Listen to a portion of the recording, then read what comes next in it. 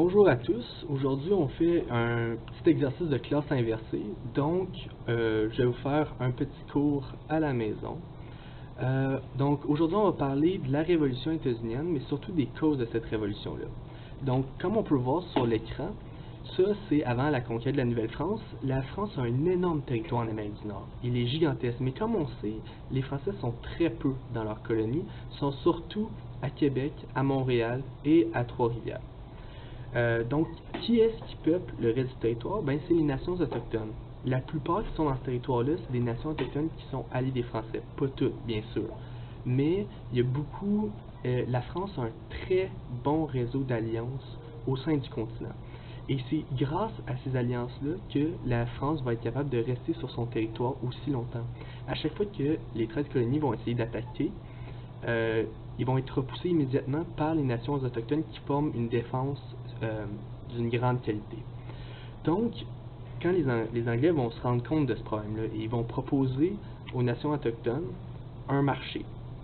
D'une part, les nations autochtones devront s'abstenir quand les Anglais vont vouloir attaquer la ville de Québec et Montréal.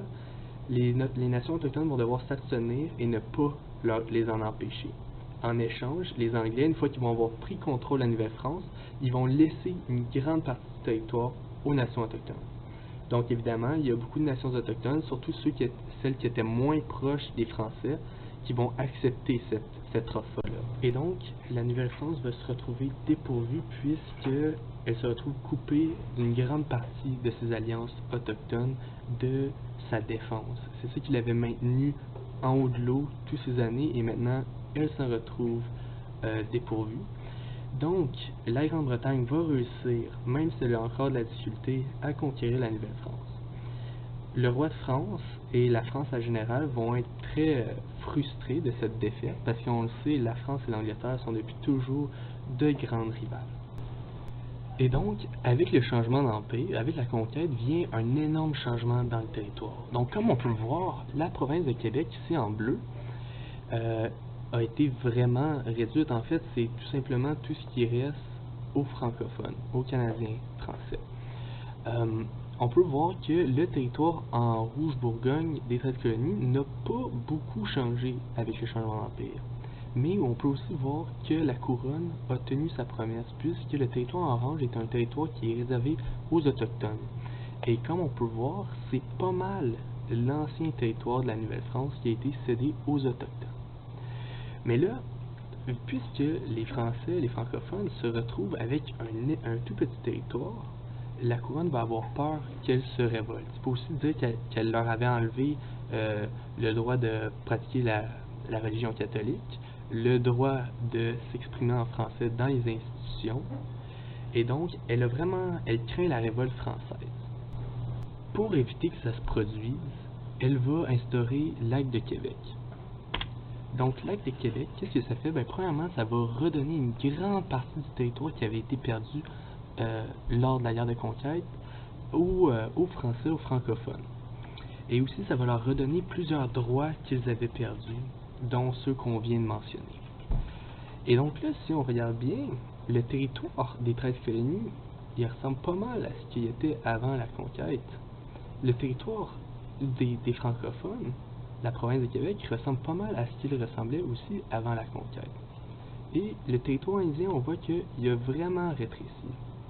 Donc déjà, la couronne commence à revenir sur sa promesse, mais aussi, là, ça crée beaucoup de frustration au sein des 13 colonies, parce qu'ils se disent, on s'est battu pour avoir ces terres-là, et finalement, qu'est-ce que ça donne au bout du compte? Ils retrouvent toutes leurs terres, et nous, on retrouve toutes nos terres, mais on n'a absolument rien gagné de cette histoire-là, de la guerre.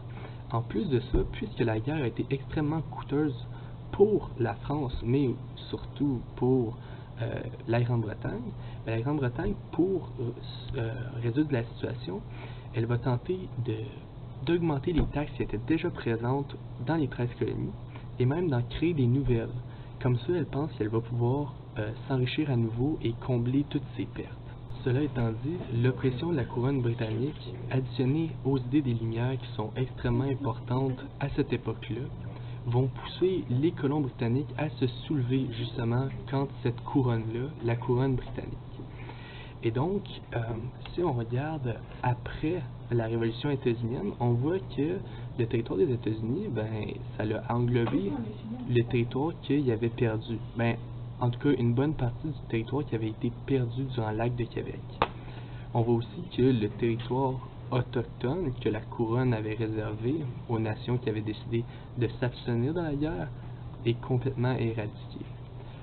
La province de Québec est plus grande qu'avant l'acte de Québec, mais on peut voir quand même le grand gain des États-Unis. Maintenant que vous avez suivi ce cours-ci, je vous demanderai de répondre à cette question-ci pour le prochain cours. Donc, selon vous, quelles sont les causes, pas selon vous, selon la vidéo, quelles sont les causes que vous pensez qui sont à la base de la Révolution états-unienne? Donc, réfléchissez un peu là-dessus, écrivez vos hypothèses et on va en parler au prochain cours.